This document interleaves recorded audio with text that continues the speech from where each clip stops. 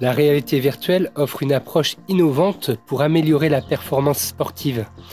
En utilisant des environnements virtuels, nous pouvons simuler des gestes spécifiques et permettre aux sportifs de s'entraîner de manière plus immersive. Ça renforce leur capacité à prendre des décisions rapides, à améliorer leur coordination et leur proprioception et à développer des compétences spécifiques à leur discipline.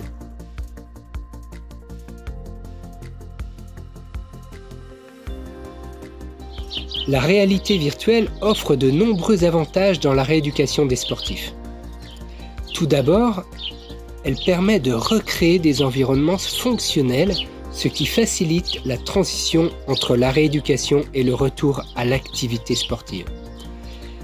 De plus, la VR permet de concevoir des protocoles d'entraînement spécifiques à chaque discipline, en se concentrant sur des gestes précis. Les sportifs peuvent ainsi travailler leur précision, leur coordination et leur équilibre de manière ciblée.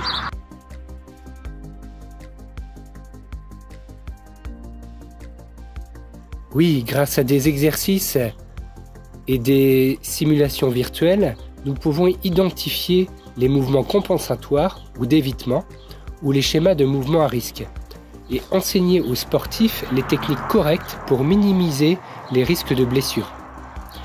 Cela permet d'améliorer leur stabilité, leur contrôle musculaire et leur conscience corporelle, réduisant ainsi le risque de blessures liées à la pratique sportive.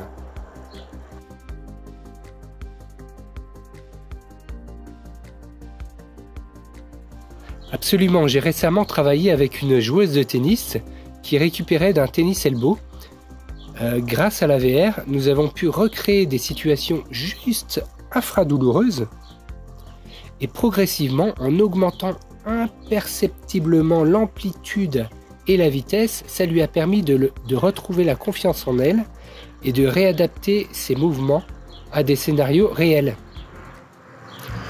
En utilisant des exercices en VR, on a pu renforcer sa stabilité, sa coordination et sa réactivité et elle a rapidement retrouvé son niveau de performance avant la blessure.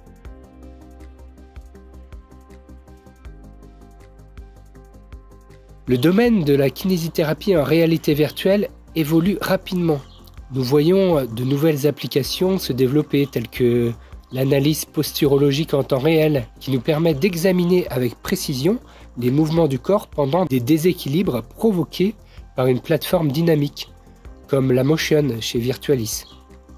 De plus, l'intégration de la réalité virtuelle avec d'autres thérapies, je pense par exemple à la cryothérapie qui pourrait être associée à la VR pour donner une expérience immersive cohérente. L'électrothérapie qui également fait énormément de progrès en matière de ressenti pourrait également être utilisée avec des logiciels de relaxation. Ça ouvre en tout cas de nouvelles possibilités pour maximiser les résultats de la rééducation. La rééducation en VR selon Virtualis donne un sens fonctionnel à chaque geste exécuté et le fait d'intégrer une sensation à un environnement qui s'y rapporte ne peut que potentialiser les effets recherchés.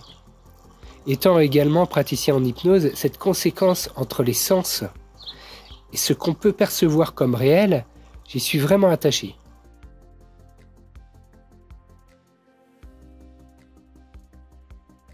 Mon conseil serait de rester curieux. Faites des tests sur vous pour comprendre comment la réalité virtuelle peut s'intégrer de manière efficace et complémentaire à votre pratique de rééducation. N'hésitez pas à participer à des formations, des démonstrations et à échanger avec d'autres professionnels pour partager les pratiques et les expériences.